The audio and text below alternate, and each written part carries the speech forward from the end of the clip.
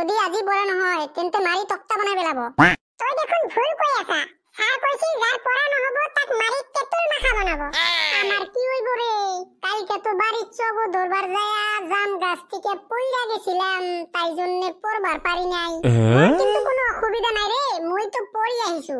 দুঃখের সময় হাসার কথা কইস না রে ভোলা, তুই যে পড়ে আইছস এটা তো খুব হাসার কথা হইল রে। র সারা হোক, তার পিছনে প্রমাণ পাই যাবি। হ্যাঁ, পড়ে আইছো না নাই? এ তোহ চুপচাপ থাক, স্যার আহি আছে কিন্তু। বাহ সকলে বহি যা। Good morning sir. পড়াটো আগত ধৰি লও, তাৰপিছত বুজি পাবি যে মৰ্ণিংটো গুড নে বেড। আগৰ দিনাই কিন্তু তহঁতক কৈছিলো যে আজি তহঁতক ৰচনা ধৰিম, পঢ়ি আহিছেনে তহঁতে? দিদি নাম্বাৰ 1 কই, দিদি নাম্বাৰ 1। কিৰে হিতবানু, তোৰ আৰু কি হ'ল? তই দিদি নাম্বাৰ 1 কৈ আছা যে? স্যাৰ দিদি নাম্বাৰ 1 সিনেমাটোত ৰচনা ব্যানাৰ্জি দেখা পোৱা যায় স্যাৰ। ৰ তোক মই আজি দিদি নাম্বাৰ 1 কোৱা বাহিৰ কৰিম ৰ। স্যাৰ হিতবানু বোধা ঘৰত অকল টিভি দেখি থাকে, অলপ নপঢ়ে স্যার। তই পঢ়ি আহিছানে বাবা ভোলা? হয় স্যার, পঢ়িও আহিছো, মুখস্থও কৰি আহিছো, কোনো প্ৰব্লেম নাই স্যাৰ। কোন ৰচনাটো ধৰিম কত?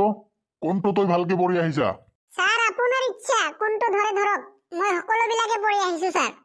কিন্তু বোলারে তুই না আঙ্গুরে কইছিলি যে তুই খালি বাঘের রচনাটাই ভালো করে পড়ে আইছা, এখন আবার স্যারকে কইতাইছে যে তুই সব পড়ে আইছা, কারণটা কি? আবে সেরা দেখি থাক, স্যার জি রচনায় ধরক মই বাঘর রচনা দিয়েই শেষ করে দিম। কিরে তহঁতে কিবা কৈ আছা নেকি? নহয় স্যার, আপুনি প্রশ্ন করক, কোনটো রচনা কম আপুনি ধরক। ওকে তেন্তে এটা কাম কর, সুন্দরবন লৈ এটা রচনা কত দেখো। কিরে বলা পারবি কি? আরে দেখি থাক না, কেনেকৈ মেকআপ দিও দেখ। স্যার সুন্দরবন পশ্চিমবঙ্গৰ দক্ষিণে সমুদ্ৰৰ উপকূলত অৱস্থিত। বহুতো সুন্দৰী গছ থকাৰ কাৰণে এই বনৰ নাম হল সুন্দৰবন। এই বনত বহুতো প্ৰজাতিৰ জীৱ জন্তু আছে, তাৰ ভিতৰত বাঘ হৈছে প্ৰধান জন্তু। বাঘ এটা হিংস্ৰ মাংসভোজী প্ৰাণী।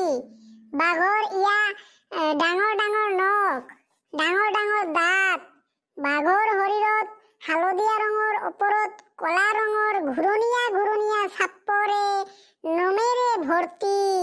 মুখত দাঢ়িও আছে স্যাৰ। বাঘৰ চকু দুটা 20 টকা দামৰ খেজুৰী মিঠাইৰ নিচিনা গোল আৰু শিকাৰ পোৱাৰ লগে লগে তাৰ ওপৰত পটককৈ জঁপিয়াই পৰে। স্যাৰ কেনে লাগিল আপোনাৰ সুন্দৰবন লৈ ৰচনাটো? বুজি পাইছো বেটা বাঘৰ ৰচনা কৰি আহিছে, দেখাই আছো তোক মজা। এই তই এইবাৰ গংগা নদী সম্পৰ্কে ৰচনা কত। এইটো বহুত ইজি স্যাৰ। গংগা নদী ভাৰতৰ আটাইতকৈ ডাঙৰ নদী। এইটো হিমালয় পৰ্বতৰ গংগোত্ৰ হিমবাহুৰ পৰা উৎপন্ন হৈ প্ৰবাহিত হোৱাৰ পিছত বংগোপসাগৰত গৈ মিলি গৈছে। যত গংগা বংগোপসাগৰত মিলি গৈছে তাতেই আছে সুন্দৰবন। আৰু এই সুন্দৰবনত থাকে বাঘ। বাঘ এটা হিংস্ৰ মাংসভোজী প্ৰাণী। বাঘৰ ডাঙৰ ডাঙৰ নখ, ডাঙৰ ডাঙৰ দাঁত, বাঘৰ শৰীৰত হালধীয়া ৰঙৰ ওপৰত কলা ৰঙৰ ঘূৰণীয়া চাপেৰে নোমেৰে ভৰ্তি। মুখত দাঢ়িও আছে স্যাৰ। বাঘৰ চকু দুটা 20 টকা দামৰ খেজুৰী মিঠাইৰ নিচিনা গোল আৰু শিকাৰ পোৱাৰ লগে লগেই তাৰ ওপৰত পটককৈ জঁপিয়াই পৰে। গংগা নদীৰ ৰচনাটো কেনে লাগিল স্যাৰ আপোনাৰ? এই দেখোন মহা চিন্তাৰ কথাৰে, সকলোতে ই বাঘ ভৰাই দি আছে। স্যাৰ আৰু কিবা লৈ ৰচনা ক'ব লাগিব নেকি স্যাৰ? ওকে এইবাৰ তই মটৰ গাড়ীৰ ওপৰত ৰচনা কত দেখো। বেটা এইবাৰ মটৰ গাড়ীৰ ভিতৰত কেনেকৈ বাঘ সোমাই দেখিম না। কিৰে বলা এইবাৰ মটৰ গাড়ীকে তুই বাঘ কিবা কইৰা বানাবি ৰে। তই দেখি থাক না, মই কৈ আছো ৰ। কি হল ক।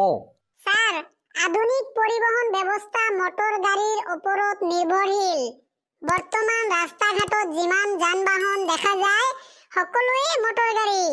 যেনে বাছত যাত্ৰী বহন কৰে, ট্ৰাকত মাল লৈ যায়। যাৰ টকা পইচা বেছি অৰ্থাৎ ধনী মানুহ, সিহঁতে নিজে 4 চকীয়া প্ৰাইভেট কাৰ কিনি লয়।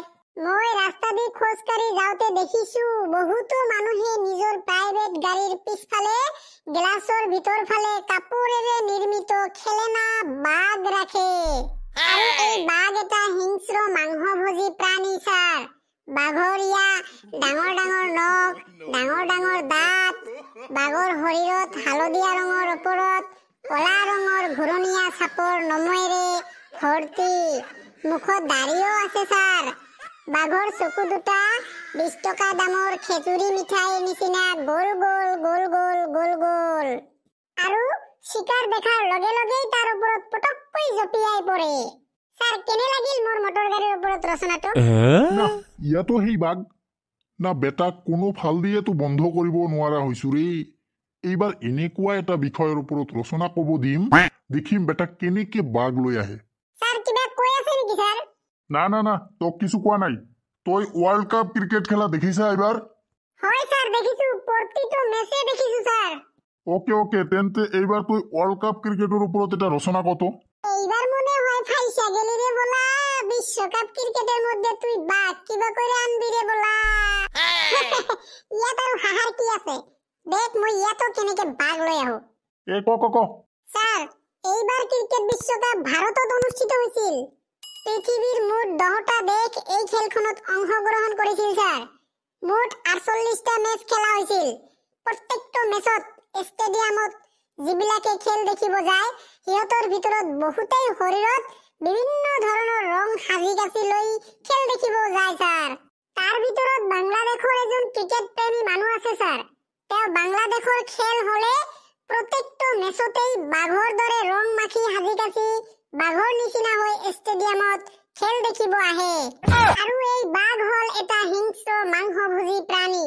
বাঘৰ ডাঙৰ ডাঙৰ নখ, ডাঙৰ ডাঙৰ দাঁত, বাঘৰ শৰীৰত হালধীয়া ৰঙৰ ওপৰত কলা ৰঙৰ ঘূৰণীয়া চাপৰ নমেৰে ভৰ্তি আছে ছাৰ। বাঘৰ মুখত দাঢ়িও আছে ছাৰ। বাঘৰ চকু দুটা 20 টকা দামৰ খেজুৰী মিঠাইৰ নিচিনা গোল গোল গোল গোল গোল গোল। আৰু চিকাৰ দেখাৰ লগে লগেই তাৰ ওপৰত পটককৈ জঁপিয়াই পৰে ছাৰ। ওৰে বাবা, চুপ, নহলে মই অসুস্থ হৈ মেডিকেলত ভৰ্তি হ'ব লাগিব। ওকে স্যার, আপুনি চুপ হ'ব কৈছে তো মই চুপ হৈ গলো স্যার। তো গাইস, মোৰ এই বাঘৰ ৰচনাটো আপোনালোকৰ কেনে লাগিল নিশ্চয় কমেন্ট সেকশনত জনাব। আৰু মোৰ ভিডিঅ'টোত লাইক কৰিব, কমেন্ট কৰিব, পাৰিলে শ্বেয়াৰ কৰি দিব। আৰু লগতে আৰু এটা ৰিকুৱেষ্ট, আমাৰ চেনেলটো সাবস্ক্ৰাইব কৰি আমাৰ লগতে থাকক। ধন্যবাদ।